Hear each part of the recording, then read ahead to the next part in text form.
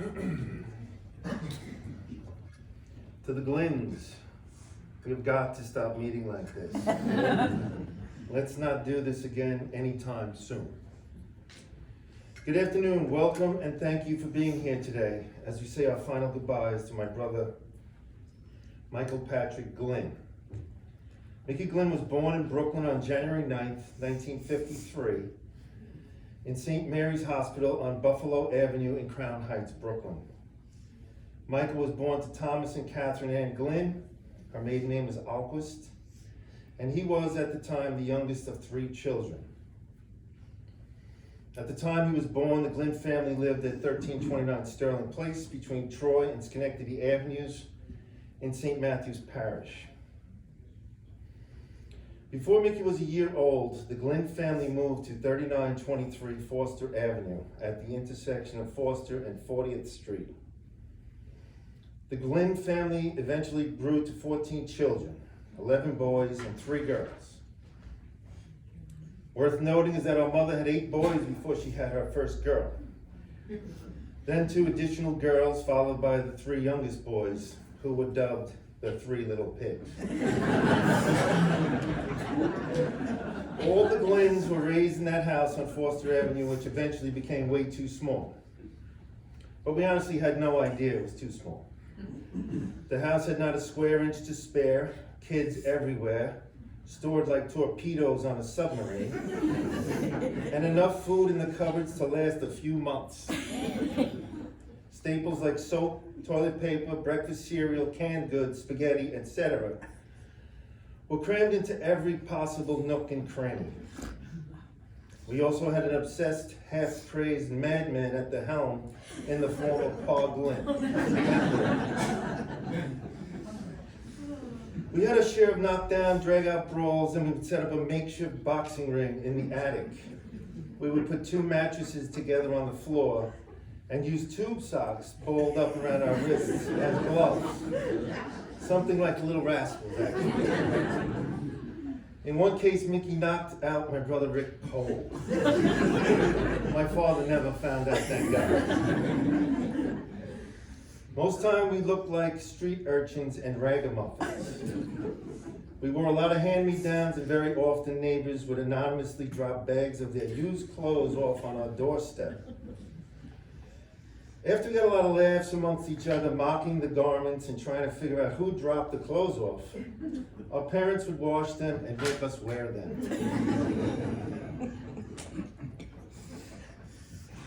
Mickey went to grammar school in St. Teresa's School on Troy Avenue and Avenue D, where he excelled as a student without really trying. He was so bright that schooling at this stage of his life was effortless. This is the same school that all 14 of the Glynns attended. There were quite a few consecutive years where there was a Glynn in every single grade in that school, from kindergarten through 8th grade. My brother Mickey was one of the luckiest guys you're ever going to meet. First, he was extremely smart, although you couldn't always tell. But he was as smart as anyone you'll ever meet in your life, and I kid you not. He was so smart that he had the rare accomplishment of getting into the #1 Catholic high school in the nation. To date, he's the only person I've ever known to make it into that school. He transferred to Nazareth after his first year to be closer to home and friends. Second, he was a naturally gifted athlete. In his prime, he was one of the best ball players you'll ever see. He was good at baseball, but he was a great basketball player. Third, he was one of the funniest guys you'll ever be lucky enough to be around. He was always fun almost all the time. He had an amazingly quick wit and a sharp tongue. You did not want to do anything stupid around him because he would just light you up and make you regret your actions or your words. He cracked me up one day at the beach when he saw some guy walking down the beach wearing Speedos, banana hammocks, or whatever you want to call them. He asked the guy if he was smuggling grapes.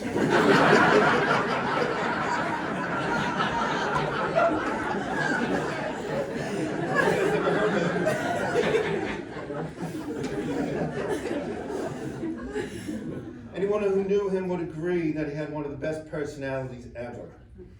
People gravitated to him.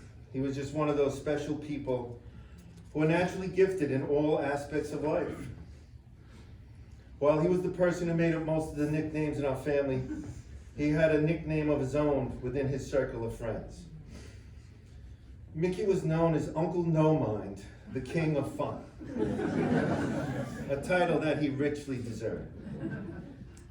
Mickey had been an altar boy in grade school, but he was no saint. During the 70s, he didn't see eye to eye on anything with Pa Glynn. There were many a day when Mickey and Pa would lock horns about everything. After he left, Pa could be often heard muttering, Mickey was a real hoople, or a half a hoople, or he would call him a bloomin' glom, or a real glom artist. I'm still not 100% sure exactly what a glom is, nor how to spell it, but my father said it a lot and eventually called all of us those very same names.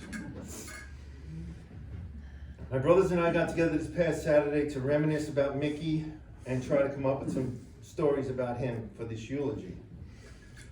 What follows is the result of that meeting. The names have not been changed because no one involved is innocent. Everyone is guilty as charged. Most of the details are true. Anything we couldn't remember, we just made up. One of Mickey's first jobs was working at Muncie's Beer Distributor on Troy Avenue and Avenue D, where he discovered the joys of Schaefer 12-ounce Pop-Tops, and his life was forever changed. At one time, my brother Tommy and Mickey worked together at a gas station on Clarendon Road near Nazareth High School. One day, Mickey didn't feel quite like going to work, so he called the boss and told him that his mother died. He wasn't going to be in for a few days. Mickey neglected to tell my brother Tommy, who unknowingly went to work that day.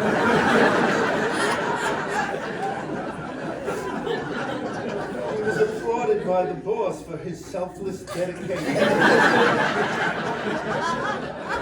and work ethic since he came to work despite the heartbreaking circumstances. For a time, Mickey was working with Dennis Lynch and Dookie Fenton as alarm installers.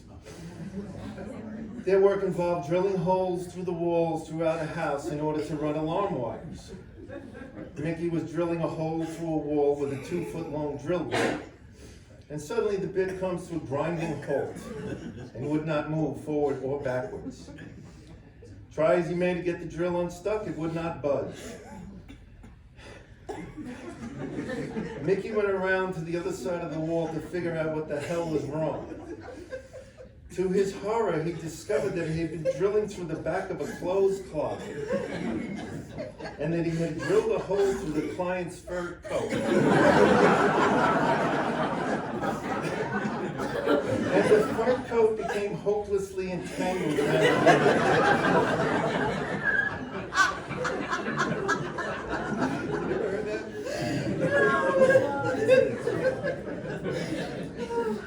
Mickey and his boys shifted immediately into DEFCON 5 and managed to get the fur coat disentangled from the drill. They fluffed up the fur as best they could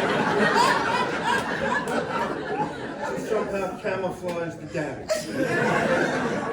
They hung up the coat in the most obscure corner of the closet, shut the door, and never said it.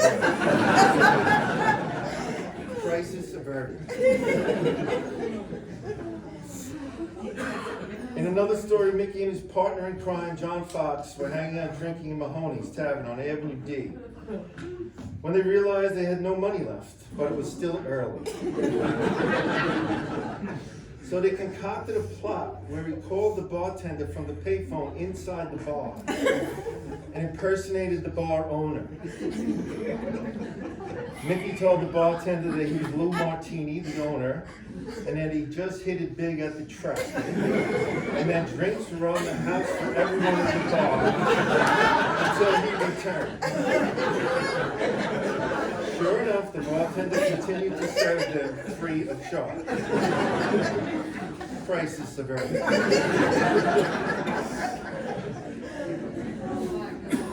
Mickey and Johnny Fox were partners in crime in a lot of fiascos.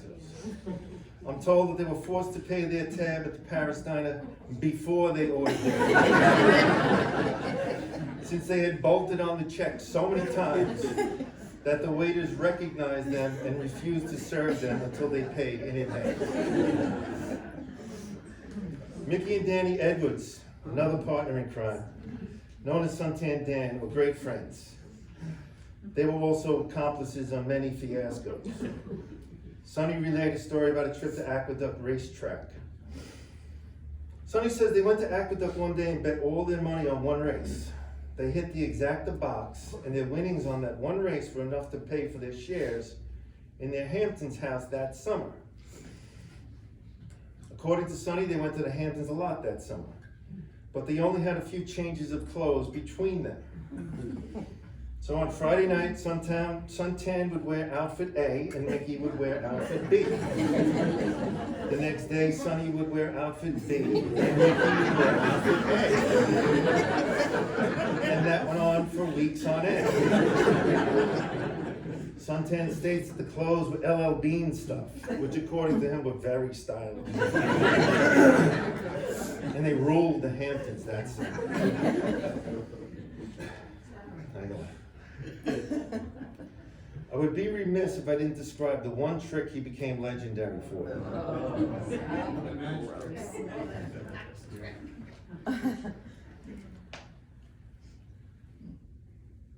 My brother had a unique parlor trick that he enjoyed showing off, and he made some money wagering with friends and strangers alike. This trick was at the same time both fascinating and revolting. Everyone knows it as the spit trick. This trick involved a matchstick and phlegm. Yes, I said phlegm. Mickey somehow prepared the phlegm in his mouth in such a way that it retained the perfect balance of both elasticity and tensile strength. Some say his secret formula involved orange soda. Some say goat's milk. I always thought it was a squirt of toothpaste because I saw him squirting toothpaste in his mouth one time. We may never know. Whatever it was real crowd pleaser. And something I've never seen anywhere else on planet Earth, nor do I ever again expect to. The spit trick went like this. Mickey would accumulate a lot of spittle in his mouth and somehow to get it to dance and dribble from one corner of his mouth to the other. Back and forth, hypnotizing the audience with its rhythmic motion. When the audience was properly entranced, he would then drool a long ribbon of phlegm, at least a foot long, from his mouth onto the matchstick, and suck that matchstick up into his mouth. He then held the matchstick up for all to see, and the crowd would go wild.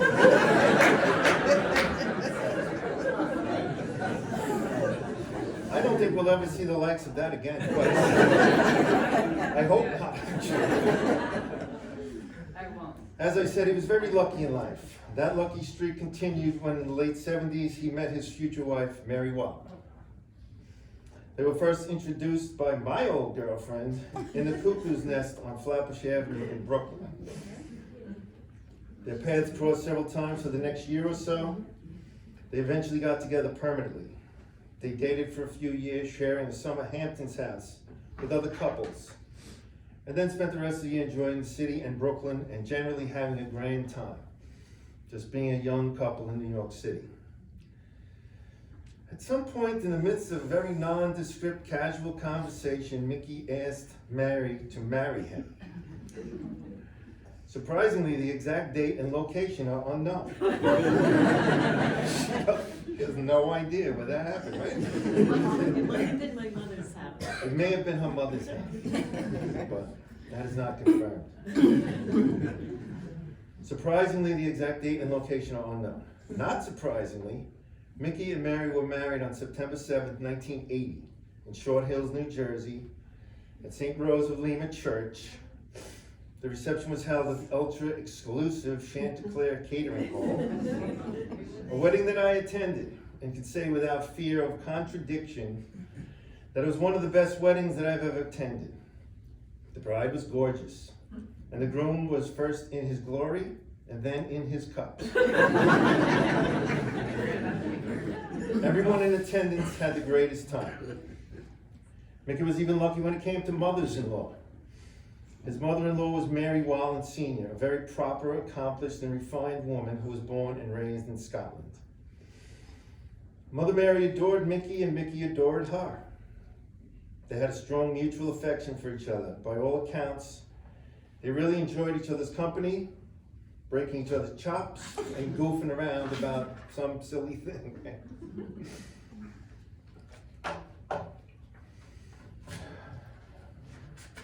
But the luckiest day in Mickey's life was the birth of his daughter, Mary Catherine, on July 25th, 1989. Mary Catherine, as she is known, was named after the two mothers-in-law, Mary after Mother Mary, and Catherine after my mother, Mom Glynn. Mary Catherine was the joy and light of Mickey's life. He was so proud of her, and he worshiped her. I was at the recent wedding of Mary Catherine and her new husband, Lucas.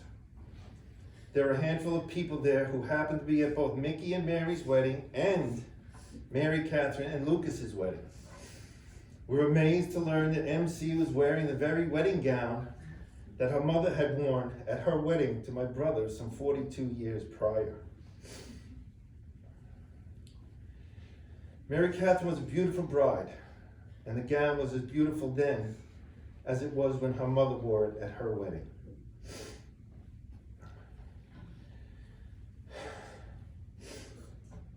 When it was time for Mickey to walk to the altar to give the bride away, he did so with such dignity and strength that there was not a dry eye in the house. Seeing him up there standing proud and was emotional for everyone there. The wedding and reception were a lovely affair, and my wife and I were glad to be there.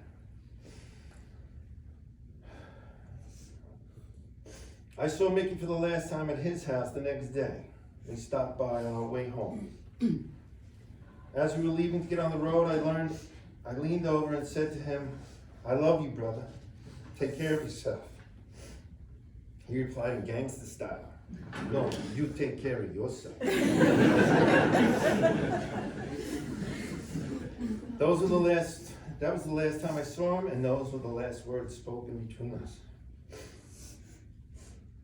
I would like to take a moment to recognize my sister-in-law, Mary, for being so patient and kind to my brother during his illness. Caring for Mickey was a full-time job. He was not always easy to deal with, especially during the last few months. I would like to also recognize the efforts of St. Luke's hospice team who cared for our brother. They made sure that his last days were comfortable and filled with love, dignity, and strength.